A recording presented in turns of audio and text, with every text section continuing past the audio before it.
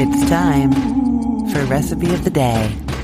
Happy Halloween. It is time for pumpkin soup. This pumpkin soup recipe is quite different from ones that you've probably had before. Often pumpkin or squash soups tend to be sort of more sweet with like cinnamon, nutmeg, those kinds of flavors. This is instead a savory version of pumpkin soup. It does have a little bit of brown sugar that just seems to round out the flavor of the pumpkin, but then it's got sage and garlic, and then you top it with this like crispy Parmesan bacon crumble. It is so good. Okay, I'm going to tell you how to make this soup. Oh, I should probably mention, in case it's not obvious, I have a little bit of a cold, so I sound a little bit strange. I feel fine though, it's just a little stuffiness. Okay, now onto that soup. Okay, before you get started, I want you to know that this is a soup in 15 recipe, which is one of my soup recipes that are ready in under 15 minutes. So that's how long it's going to take you to cook it from start to finish. What you're going to do is you're going to measure 2 cups of chicken stock into your soup pot, like a Dutch oven sized pot. That's 2 cups of the chicken broth or chicken stock. And then you're adding 2 15-ounce cans of pumpkin puree. Now, I just want you to make sure that what you have is the pure pumpkin puree and that you don't accidentally have pumpkin pie filling. That is sold in a similarly sized can with a pumpkin on it, and so it is easy to accidentally have the wrong one. Pumpkin pie filling has spices and sugar and things like that in there. What we want is the pure pumpkin. So you've got the broth and 2 cans of pumpkin puree, and then you're doing a can of evaporated milk. That's a 12-ounce can. Now, I use evaporated milk quite a bit when I'm cooking because I could just have it in my pantry, and it's nice and thick and rich, almost like cream. So I don't tend to always have cream in my fridge, but if I have the canned evaporated milk, then I know that I can add that to things. If you don't want to use the evaporated milk, you can use cream or whole milk. I wouldn't use like fat-free or 1% milk though, and you're going to need 1.5 cups of it. So that's the equivalent of the 12-ounce can.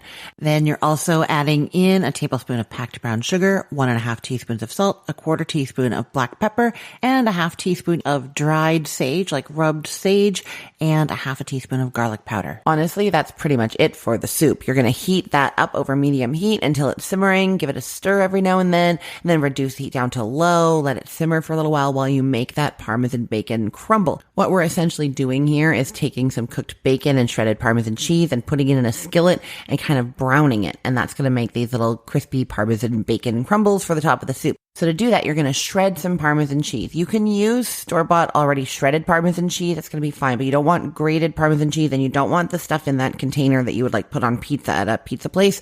That's not what you want. You need the actual shredded Parmesan cheese, and you're going to have 1 ounce of that. And then you're going to use some pre-cooked bacon. So if you have pre-cooked bacon that you bought at the grocery store, or you can pre-cook your own, you need 3 strips. Crucially, we're not going with uncooked bacon here. And you're going to want to chop up that bacon really finely. Then get out a non-stick skillet. It really has to be non-stick for this one. And you're putting it over medium heat. And then you're going to mix together your shredded Parmesan cheese and the chopped up bacon.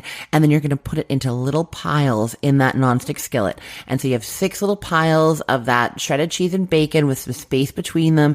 And it's going to melt. The cheese is going to melt and then it's going to start to brown underneath. It takes about a minute. You're going to use a spatula to get underneath. Kind of have to scrape under there a little bit. It might squidge them up a little bit. That's fine. And you're going to flip them over.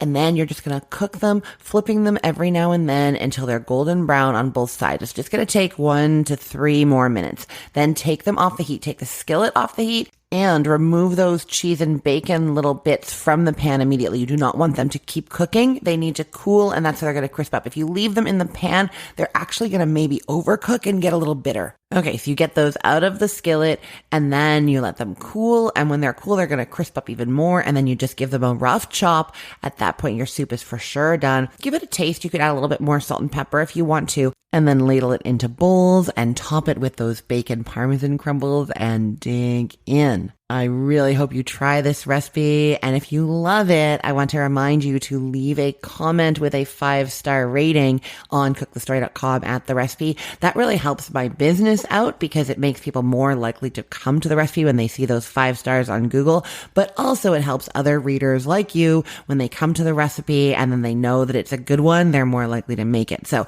helping me and you're helping other readers, so it's just wonderful. Anytime you make any of the recipes from Cook the Story or from the Cookful from either of my two sites, I would really appreciate it if you would leave a review and a 5-star rating. I will put the link to this recipe in the show notes for this podcast episode, or you can head to cookthestory.com/ROTD and get it there. Everything there is arranged by date, so it's helpful to remember that today is October 31st, 2024. Happy Halloween. I'm Christine Pittman from cookthestory.com, thecookful.com, the all-new chicken cookbook, and from this podcast, Recipe of the Day. I hope you have a great day. Let's get cooking.